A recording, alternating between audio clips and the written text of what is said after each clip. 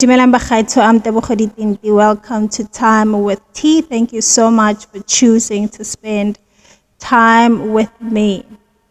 There are 5 things that I always talk about: gender-based violence, literature, performing arts, Agenda 23, and myself. Today I'm going to speak about a number of things. I just need to turn down my echo. Okay. So let me start with saying this. I've been thinking about what to say about Women's Month, and I wanted to use big words. I wanted to say some profound statements, but I've got nothing. So I thought if I wait and wait and wait and the words don't come, then I won't do this. And yeah, the thing about time is that it doesn't wait. We can tell a lot of people what to do, but we can never tell time what to do, and it does not stop whether you participate in it or not. So, because we are literally halfway through Women's Month, and once Women's Month is gone, the year it might as well be the festive season. But what I want to say on this halfway mark of the Women's Month is that my wish is for every woman to not be called strong anymore. And I say this because I have been reading messages, I've been receiving messages. I appreciate every single one of them. I love receiving thoughtful messages like that, especially that have personal touches on them. When when people that you don't know make you feel like they know you. I like that. And the common thread throughout these messages that I've read and I've received is you are a strong woman. And I don't want to be a strong woman anymore in relation to how well I can take a hit. I don't want to be strong if it relates to how well I can take a hit or how quickly I get up after I get knocked down. No.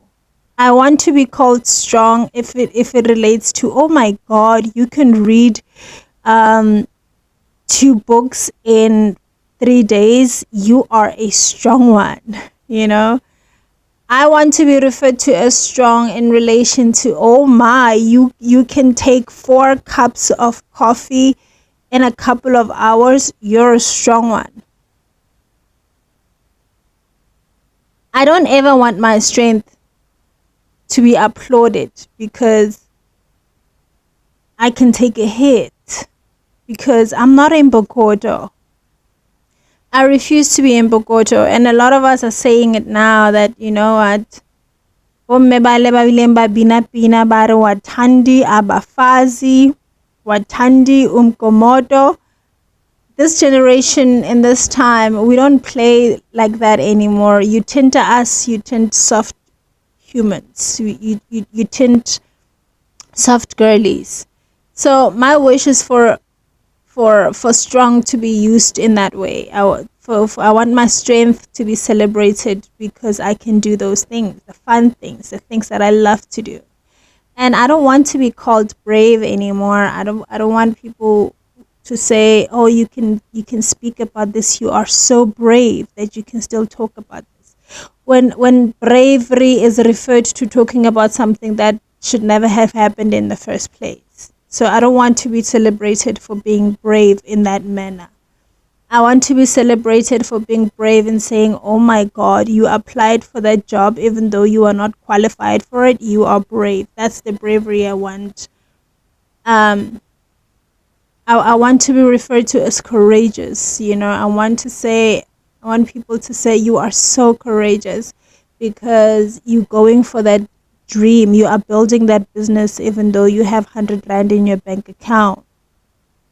Those are the things that I want to be celebrated for. I don't want to be celebrated for hardship.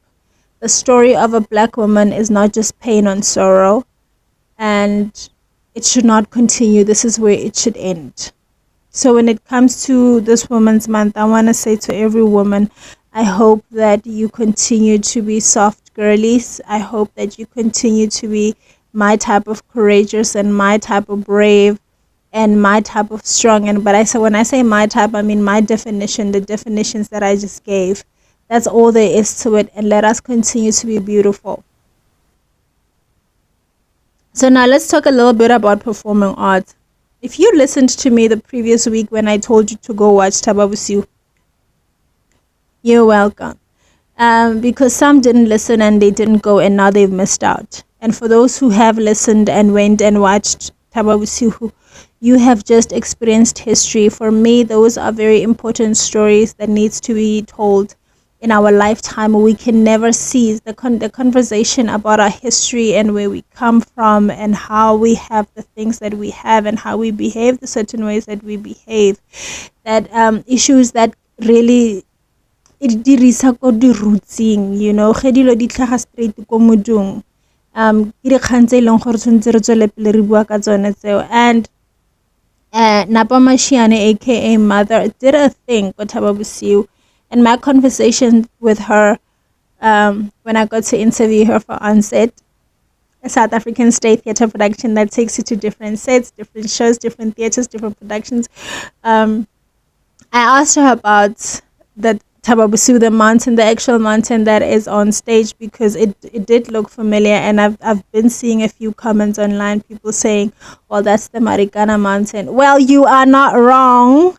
It is not, you are not wrong. It is, half of it is Marikana, half of it is Thaba. If you can remember Marikana, the mountain was half, and then Thaba fills up the stage. So she got it extended, and she got her blessings from her drama take, who was none other than Mr. Aubrey Scabi, multi-award winning playwright and director, the artistic director of the South African State Theatre, and was Thaba dramaturge. So, and Napo said that Mr. Aubrey Scabi is her mentor. So, if you don't get such blessings from your mentor, from somebody who you look up to so much, where else can you get them from? And when you do get them from somebody like that, it means the world. And she did not mince her words in saying that. And for me, just seeing Thaba plus Kopi on the same stage by the two ADs, it's a moment in history. It's a moment that should be documented. It's a moment that should not be forgotten. It's historical in terms of the history of theatre as it stands today. And I wish more people like me who love talking about art and writing about art could document this, because it is that big.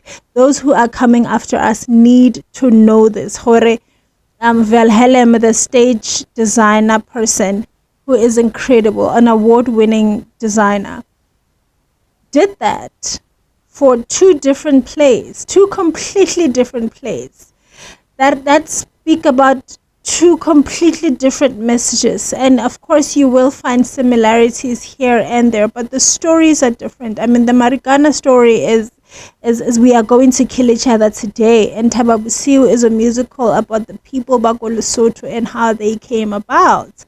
And those two bodies of work to merge together because of one set design, it's incredible. And I really wish it should be documented. In fact, I'm going to document it. Who am I? Hence again, I wish.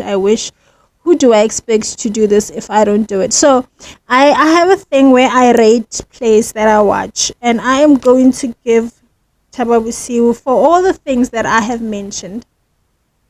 All the things that I've mentioned, including the cast, which was incredible, the costume, the rain, the butterflies, everything out of 10. Thaba gets a whopping solid. Can you see it? Of course. It's a 10. And I really wish that people who have not seen it will go see it, because it is my belief and it is my humble opinion that everybody is entitled to, that Thaba will go and play in every city, in every theater in every country. So I hope that happens. I hope it goes on this big tour. And then I hope a lot of people get to see it. That's it for me. Thaba Bosio is the play that it should have been and then some. So I'm reading. Let's talk a little bit about literature. I'm reading this, and all I can say is send help, because when secrets become stories, women really truly speak out and they hold nothing back. First of all, I got this book as a gift from a friend of mine. Um, Thank you, Bongs.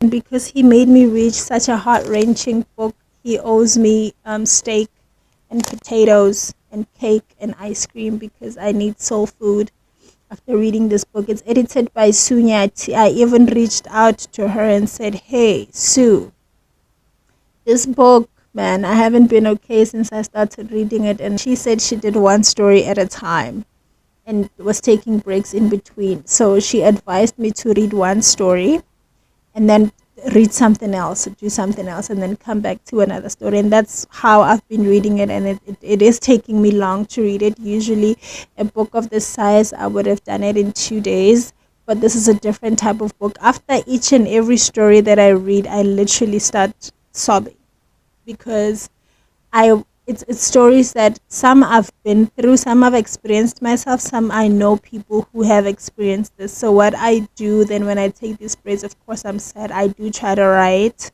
just a little bit, and it has inspired me to actually start writing other women's stories. So with that said, because this anthology has this anthology has such a big impact on me at the moment, I would like to invite every woman out there who believes that they have a story to share and they are comfortable, whether you reveal your identity or you want to remain anonymous. Let's put together an anthology.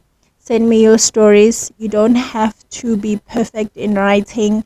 I will edit it myself. I'll take my time with it. I will be as gentle as possible. Email me your story, and now we're gonna put it together. And let's also let's speak out. Let's keep telling our stories. I wanted to read something. I marked so many things, but like, let me just to give you an idea of what's going on in here. Let me just select any random marking. Oh, okay. This is on page 30. In conclusion, dear Justice Minister, I only have one question. What if it was your daughter, your sister, niece, or wife? Would you have allowed this? And this is a story where a man, violated a woman, and he was free. At the end of the day, he was free to go. And when it comes to such matters, you hear comments such as women get themselves in unsafe situations all the time, and that is not the case. There is no woman out there who would knowingly get themselves into a difficult and hard and unsafe situations. It's the perpetrators that make situations bad and unsafe and hard for women to be in. There is no woman alive who wakes up one morning and says, oh, today is a good day for me to be violated. No woman alive. It's these perpetrators that turn any situation into a crime scene. A woman, right now, it's no longer a question of where was she going and where was she wearing. Because if a 2-month-old baby can be violated like that, physically violated like that, because there are words that I can't use on this platform, otherwise the video gets flagged. So if a 2-month-old baby can be SA'd, do you still ask the question, where was she going and what was she wearing? If a woman is being violated in her own home, do we still ask those questions? If a woman is violated by their own parent, do we still ask who were they with? So those questions are all the way out the window. All the way out the window. and we just need to do better. We need to build a society where a man will know that a woman needs to be treated well and protected and loved at all times, irrespective of who she is, where she's from, what she's wearing, what she's saying, what she's doing. We need to build that kind of a world. So my invitation stands to all the women out there. Please do join in, and let's write this anthology together. Please do join our online book club. It's a very fair society. It's a literature get together, and yeah, and continue to read, because that is the book that we are doing next for the book club, When Secrets Become Stories. Um, yeah, I got it as a gift because Bongs saw a black woman on the cover and thought that I would like the content. He didn't even know what it was about. So when people who know you gift you, they really speak to your heart. Thank you so much for joining me for this edition of Time with Tea. I will see you next time with a different type of literature, performing arts, Agenda 23, myself, and gender-based violence conversations. I'm out for now. Love and light. Be kind to one another. Be kind to one another.